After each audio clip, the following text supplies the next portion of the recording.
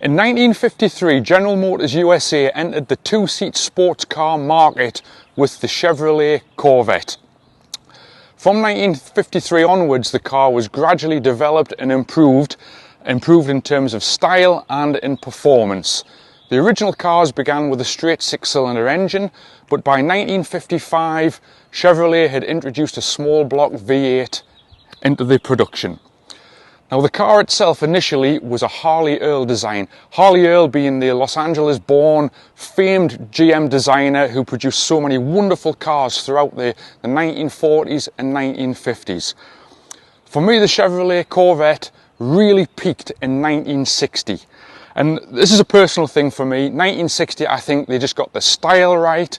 The first generation of Corvette had progressed in terms of body shape to this beautiful design which we have behind me, which we're going to pan around and show you in a moment. But 1960 was also a particularly significant year for the Chevrolet Corvette. 1960 for me, the Chevrolet Corvette suddenly got real credibility as a sports car. How did it get credibility? Well, basically, General Motors had pulled out of international sports car high-end racing. I'm talking about the Le Mans 24-hour event in France, which was always been the highest accolade in sports car racing. After the huge disaster there in 1955, some of the big manufacturers withdrew from the event. General Motors pulled out, which was a real shame because the Corvette was developing and was becoming more and more of a serious sports car year after year. But in 1960, an American privateer by the name of Briggs Cunningham went to Chevrolet and bought 3 top specification Corvettes, fuel injected Corvettes, 1960 models with the highest technology which General Motors could offer at the time. Fuel injection, great brakes, high ratio steering box, high ratio gears, and he took these 3 Corvettes to Le Mans and competed the cars in the 5-litre GT class. Car number 3 won the event.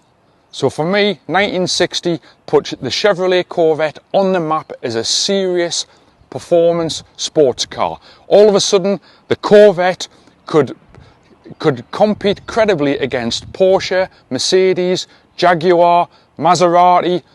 All of a sudden, an American car was in the mix with the serious European sports cars. Okay, so today we have a fantastic car which has just arrived with Brookway Investments. We've got a 1960 Chevrolet Series 1 Corvette in Roman red. Let's take a look at this car. Let's do a walk around. As I said, we've got this incredible Harley Earl styling from the late 1950s. Just look at the body lines on the car. Beautiful colour, gorgeous white cove running from the front wheel. Gives the impression this car can travel at speed.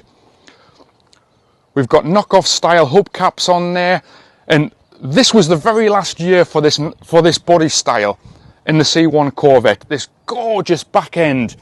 1960 was the last year for that back end, and it is just a dream look. It's a look to die for.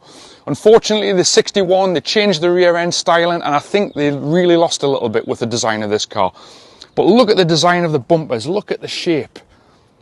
I mean, this is just Harley Earl through and through. You can see this is a late 50s style car. But of course, we've got the performance now as well to match. So of course, the car's a 2-seater. We're running 15-inch rims. We've got a beautiful V8 under the hood at the front of the car. Everything about this car tells you it's a sports car. We've got a checkered flag there. It tells you this is a car where you can get some serious performance out of. Look at the chrome accents there. It's telling you we've got speed, we've got power. And look at the style of the wraparound windshield. Yet again, so late 50s. I mean, this car just has so much style. Okay, let's take a look inside the car. If we open the door there. Now, of course, to make a seriously good sports car with good performance, Chevrolet constructed the Corvette in fiberglass. So we've got a real lightweight body shell here. After saying that, I don't think this is the kind of fiberglass body shells that we expected in Europe, in European construction. The fiberglass on this car is really good, heavy quality, and it makes for a nice driving car. A car that seems to have rigidity and stability on the road. It doesn't feel like a super lightweight car. It's sturdy, it's robust. But look at the style we've got here. Look at this great big Le Mans style steering wheel. Wonderful instrument cluster here. We've got the tachometer in the middle there. If we look at the center console, look at the transmission. Everything about this car tells you this is a performance car. And of course, for the general public, look what we've got here. We've got the grab handle for the passenger to hang on to while they're tearing down the road in this car, showing off the performance. I mean, the style of this car through and through is just fabulous. Okay, let's take a look under the hood of the car. Okay, as I say, this car has just arrived with us. Big thing for me on this car is it's running the correct running gear for 1960. What we've got here is the 283 cubic inch small block, the correct running gear for 1960. What we've got here is the 283 cubic inch small block Chevrolet V8. We've got the correct air cleaner on here. If you look further down, I don't know if you can get it in the shot, but we've got the correct chrome plated spark plug covers just underneath the exhaust manifolds there also. We can tell it's an early engine because we've got the oil breather on the front of the engine here.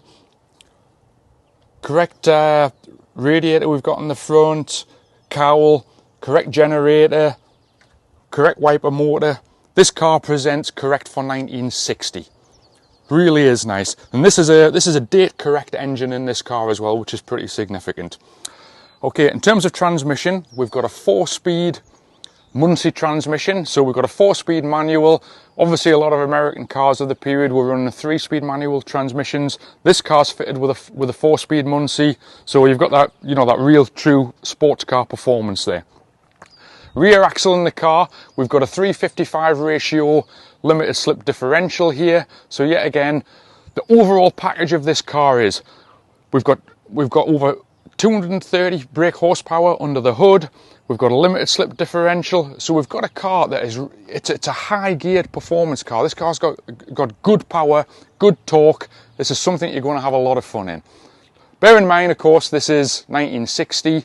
Performance is not by the same as modern standards, but this is a good performing car for its time. It really is. Okay, we'll just drop that.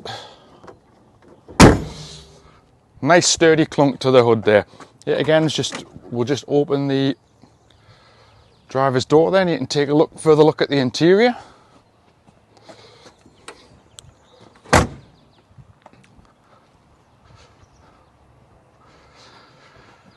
Now, being a sports car, of course Corvettes were generally used in earnest and driven in anger. People wanted to drive fast in these cars because the car was a capable car. Hence, most Corvettes of the period, people bought them, they used them, they drove them, they crashed them. This particular car is a lovely, lovely straight panelled example. This car has no accident history in its 60-year lifespan, which is a big thing for a Corvette.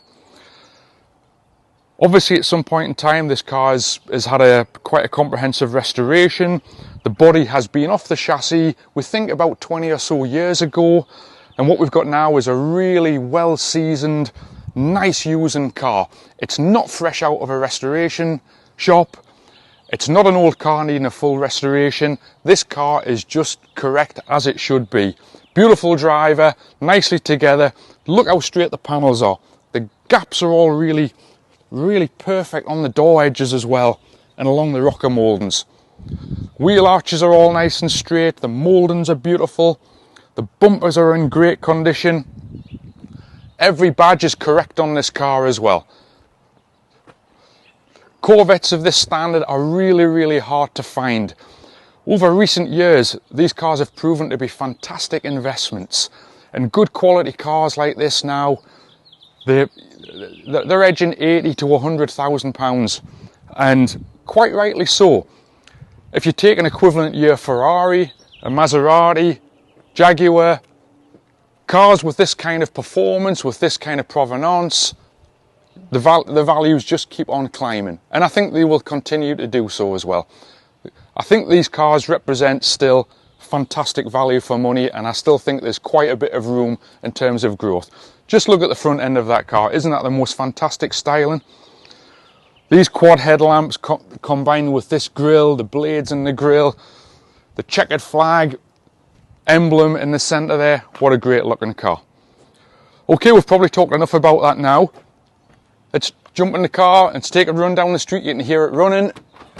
Let's get it fired up.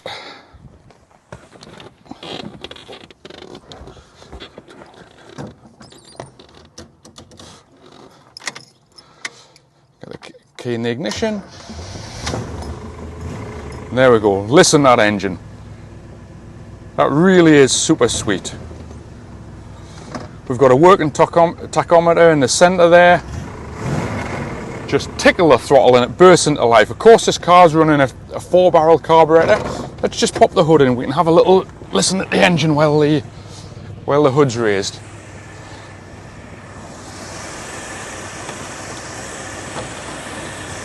This is the engine running here.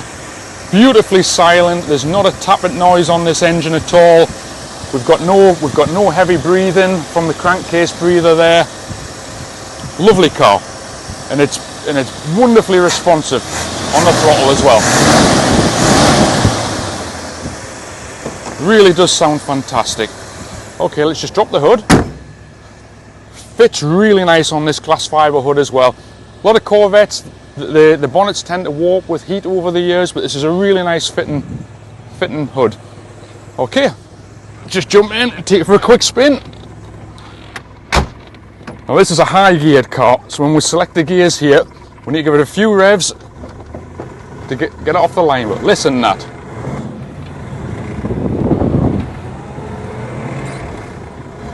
What a beautiful driving car this is. It just feels absolutely awesome. What a wonderful driving car. The transmission is so tight in this car, really precise change. You just feel like you're driving a real performance car from the period. What an incredible feel. You feel like you're driving a Le Mans racer. This great big steering wheel, tight manual transmission, bags of power under the hood, really high gearing. What a fantastic feel. Okay, so there we have it. 1960 Chevrolet Corvette, 283 cubic inch, manual 4-speed, Muncie transmission, and the best colour combination you could ever hope for. Roman red with a red interior and white coves. What a fabulous motor car.